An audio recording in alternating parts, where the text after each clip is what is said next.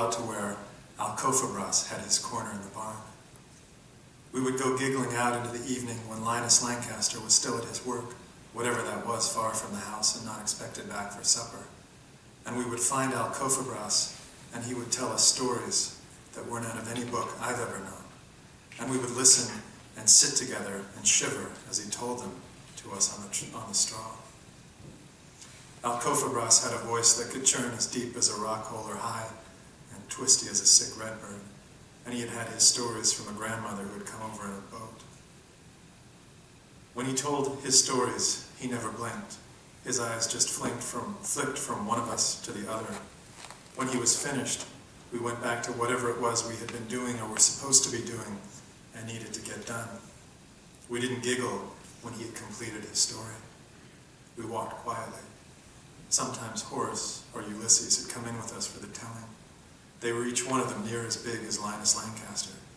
There wasn't any sound to them when they left either.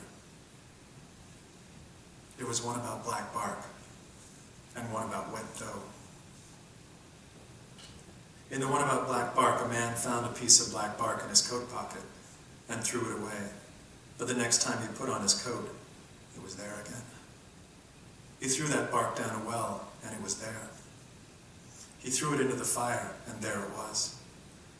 When he went to hit it with his hammer, the piece of black bark opened its eye and looked at the man. Then it closed its eye, and the man lifted it up careful and put it in his pocket and never went anywhere without it again. In the one about wet dough, a woman was fixing to bake a pie. She got out her necessaries and rolled out her dough and put it into her dish. When she had it into her dish, she looked at it and commenced to cry. The tears fell on the dough, and the dough drank the tears until it could drink no more, and before long the tears had filled the dish. When they had filled the dish, the woman dried her eyes and took off her apron and walked out of the house and left that place forever. When the people who lived in the house with the woman came home, they found the pie dish and a piece of wet dough all curled up inside it, like something drowned. In another way, Alcofabras told it, the woman never got to leave that place. She just cried and cried, until everything wet in her had fallen into that dough, and the dough drank it all, and she just shriveled up and fell into pieces on the floor. You hear something like that, and it walks out the door with you. It follows you out the door to your work or your rest and jumps into your head and runs around inside it like a spider. You think there isn't much to a story like that, and you think you've forgotten it, and a week later, it's there. A year later, it's there. A whole lifetime later, it's there. Something like that gets in you and gets started, and it doesn't stop. Alcofabras said his grandmother, who came over to this country with iron on her ankles, like the iron you could find in Linus Lancaster's shed, could tell a story would put a nail through your foot. I had my stories from the grandson, but didn't walk any better after them for that. Last night I dreamed up I was sitting on a chair out in what's left of Lucius Wilson's barley field they'd just harvested, and didn't know what I was doing there, and was about to holler out for one of the younger ones to come and harvest me out of there when I tried to move my foot and couldn't, and knew, help or not, I wasn't going anywhere. Come on out now, Alcofabras, I said. Taking my time, just like you, came his answer.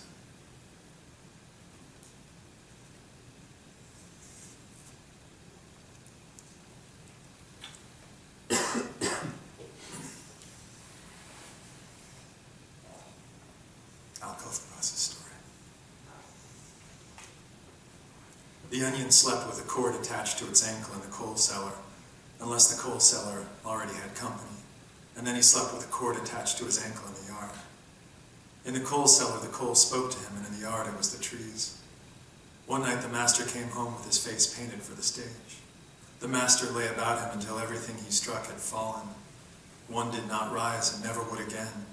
And when the master woke from his rage, he wept, and before he had finished weeping, the onion was gone. The oyster shell he had cut his cord with, he kept along with a piece of bacon, a pocket full of flour, 2 apples, and a hunk of pone. He ran through the streets. His onion legs grew tired, so he took a bite of pone and made them strong. His onion arms and chest grew tired, so he took the oyster shell and cut the air in front of him and continued The city stretched before him. He ran toward the rising sun. A woman fetching water asked him why he was running, so he took a bite of one apple and turned her into an apple tree. Her child started to cry, so he took another bite and turned her into a buzzing bee. The onion ran and he ran. Near the outskirts, a group of men set against him, so he broke off bits of the bacon and turned them into pigs. The pigs set into chasing after him, so he turned and cut at them with his shell. When they were killed, he lit a fire and set a pot to boil and hung them over it and scraped them one by one. Then he butchered them and set some of them on skewers and caught their fat in a cup. He could hear barking, so he took off the cooled fat and carved it into a woman. And when he took a bite of his poem, that woman blinked her eyes open, and off together they ran. They ran, but she was new to running and fell behind, so he turned her into a twig and put her in his pocket. The dogs came running after them, so he took some of the flour and flung it into the air, and the air began to burn. The dogs ran through the fire, and men came after them. They came and they came, so he flung more flour into the air, and the air filled with water, and the dogs drowned. When the dogs had drowned, he took the twig out of his pocket and turned it back into his wife. They lay together on the mosses. They scratched their backs and fronts against the bark. They floated above the leaves. They had barely finished when his wife said, "Here come some men." The men carried torches. The onion took a bite of his other apple, and the earth split asunder. The heavens raged, and its powder kegs roared, and a cataclysm ensued. The earth turned to water, and the water to earth. Ice smashed at the trees. Time burned. There was a hole in the throat of the winds. Still, the men came. He turned his wife into a stone and put her back in his pocket. He turned himself into a ball and went rolling and bouncing through the wood. It was dark, but the onion could see his way by the light of the torches behind him. Ever closer and ever brighter, the trees around him grew taller. They spoke to him. A door opened in one of them, and he went into it.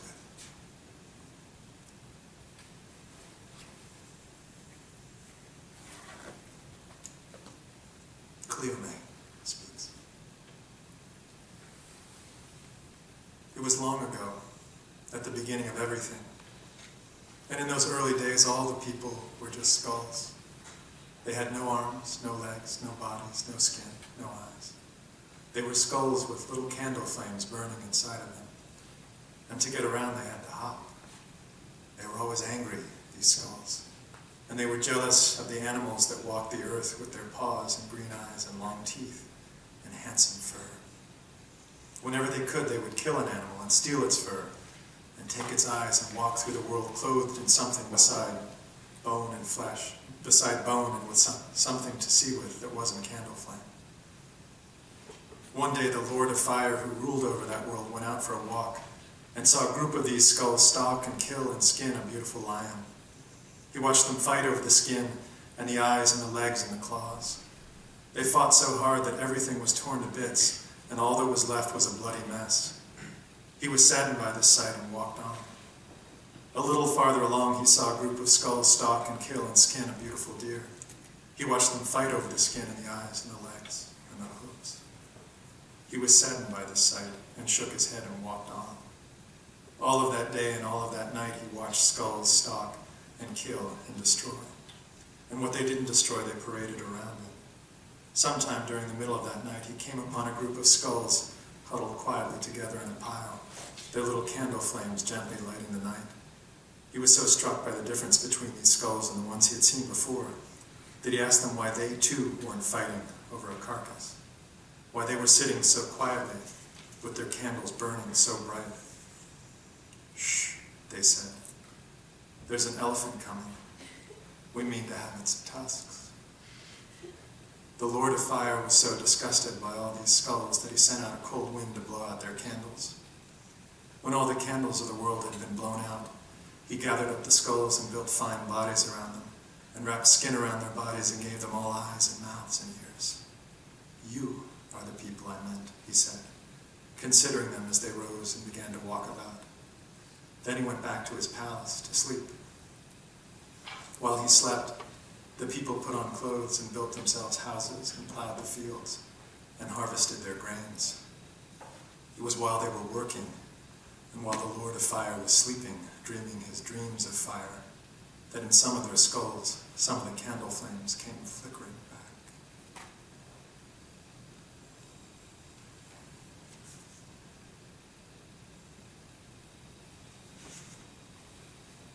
Lucius. There's a story goes with my name. I was to have been called Joseph after the grand old man and be done with it. I was to have been Joseph Aloysius Wilson, and that's that. I was fresh born and on the earth and had my name. Then my father had his vision, out in the field in the middle of the bright sunshine with his eyes still open but for the blinks. In it, just born as I was, he carried me on his back all the way to North Carolina, where I had started my dark swim. My mother stayed behind in Indiana, and my father carried me away from barley and corn and back into cotton and tobacco. He followed the route they had taken in riding away from it all, and he knew the road every inch and mile. I did not cry on his back, just rode away like a soft doll, and when he was again on the farm they had left behind, there was no one but a colored woman waiting there. All the others had gone like my parents had, and it was just an old colored woman he had never laid eyes on before. She was dressed in drab except for a crimson scarf. In her hand she held a package tied with string. My father reached for the package, but she shook her head, so he reached behind him and hefted me around, and she put it in my hands. When she had completed this chore, she touched my forehead and nodded at my father and was gone. "Well, open it," my father told me, even though I had just been born. I opened it and fetched out a slip of paper, had on it a single word, Lucius. My father told my mother when he was awake to the world again, and had got back to what wasn't yet quite a house. "He will be called Joseph as we planned, as he already is," said my mother. "Lucius is his name," my father said. "You just fell asleep and had a dream." "I wasn't asleep. His name is Joseph. Lucius is what he will be called." My father said it one more time, and then he took up his musket and fired it out the window. And that was that. And when in after years I complained about my name, no one knew how to say or spell, they would both of them tell me about my father's vision. Didn't stop me from hating it, though, the way a child can hate a thing. Hate it to crying, to kicking, to gnashing of tumble-down milk teeth. You will understand why when one Sunday we passed a farm where a colored woman, first I had ever seen, was bent over in an oat field. I wrote my name down on a piece of paper and wrapped it up in a package and tied it with string. I waited until my parents weren't likely to look for me and walked 4 miles back to that farm and handed it to the colored woman, who took it from me without a word. "My name is Joseph. I don't want your name," I told her. She had green eyes and fine long eyebrows and wore feathers and strips of string in her hair and was the strangest and handsomest woman I had ever seen. "I gave it back," I told my father that evening at supper. "Gave back what?" my father said. "My name. To that red Indian girl? Was she an Indian?" That is the first part of the story of my name.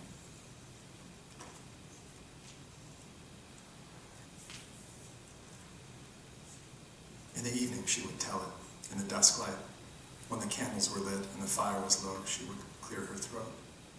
When the windows were closed and the curtains drawn and the children tucked, she would set it to speak. When we had all gathered close, when our shoulders had touched, when we had taken her hands, when we had drawn our breath, when we had shut tight our eyes, when we had thought of our days, the years of our suffering, our joy in the sunshine, that time by the water, cool drops on our foreheads, warm bread in our mouths, when we had all been spared, when our crops had come in, when the storm had stepped past, when we had all said our prayers, when the night stretched before us, she would open her tale.